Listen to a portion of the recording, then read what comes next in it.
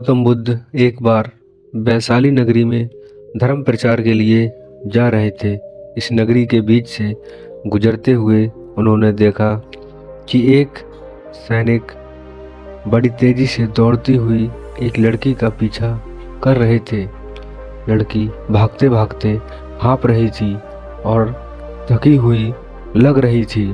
उसकी आंखों में डर और बेचैनी साफ दिख रही थी। भागते भागते वह एक कुएं के पास जा पहुंची और वहीं रुक गई।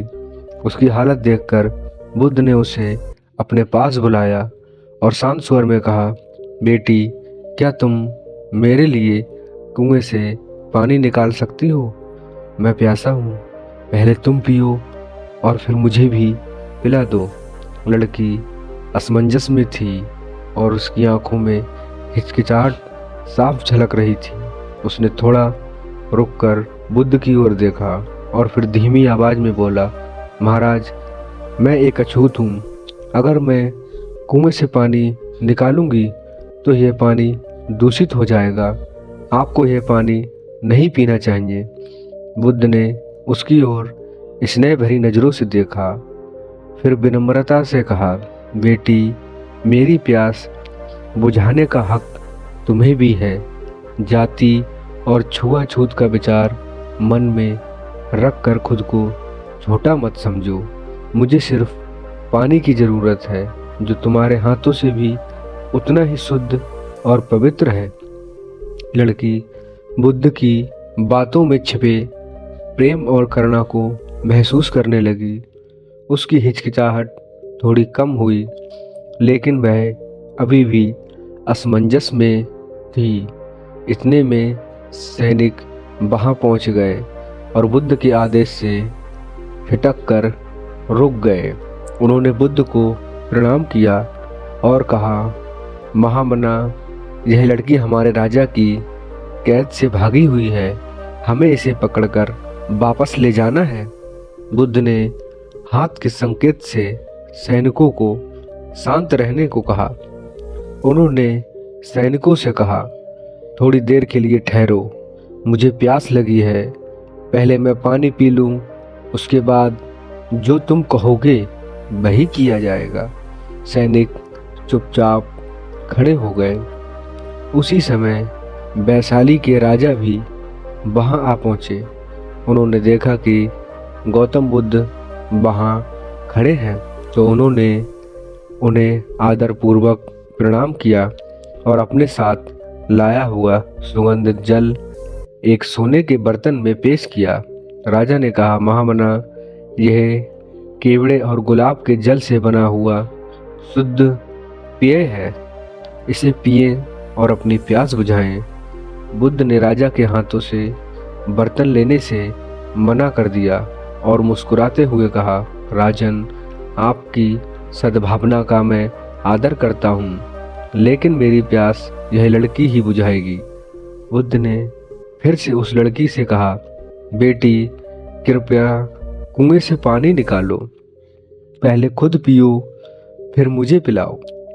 इस बार लड़की ने साहस जुटाया, अपनी झिझक को किनारे रखा और कुएं से पानी निकाला। उसने पहले खुद उस पानी को पिया, फिर बुद्ध को पिलाया।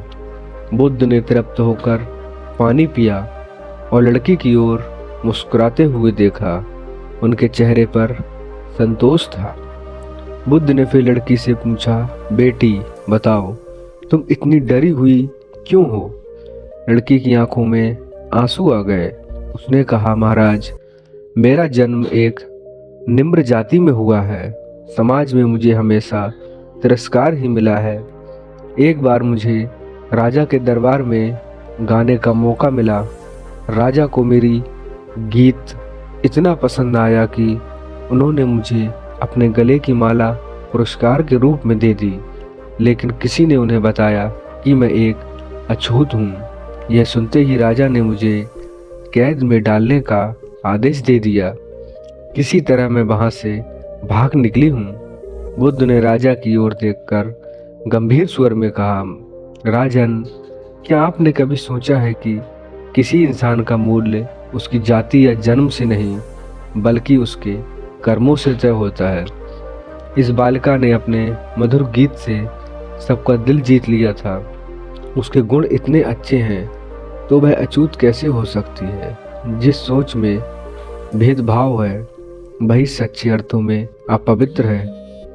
राजा बुद्ध की बात सुनकर अचंभित हो गए और उनकी आंखें झुक गईं।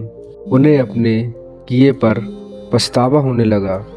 उन्होंने बुद्ध से क्षमा मांगी और कहा, महामना, आपकी बातों ने मेरी आंखें खोल दी। आज से मैं यह प्रतिज्ञा करता हूँ कि किसी को भी उसकी जाति या जन्म से नहीं बल्कि उसके कर्मों और गुणों से आंका जाएगा। बुद्ध मुस्कुराए और बोले, राजन, यही सच्चा धर्म है जो प्रेम, करुणा और समानता का संदेश है। वही सच्चा धर्म है। उस दिन के बाद वैशाली के राजा ने कभी किसी व्यक्ति को उसकी जाति से नहीं आंका। यह कहानी हमें यह सिखाती है कि इंसान की असली पहचान उसके धर्म या जाति से नहीं बल्कि उसके गुणों और कर्मों से होती है। दोस्तों, ये कहानी आपको कैसी लगी हमें कमेंट बॉक्स में ज़रूर बताएं और इस तरह से बनी और कहानियों को देखने के लिए एक बार हमारे चैनल पर ज़रूर जाएं। नमो बुद्धाय।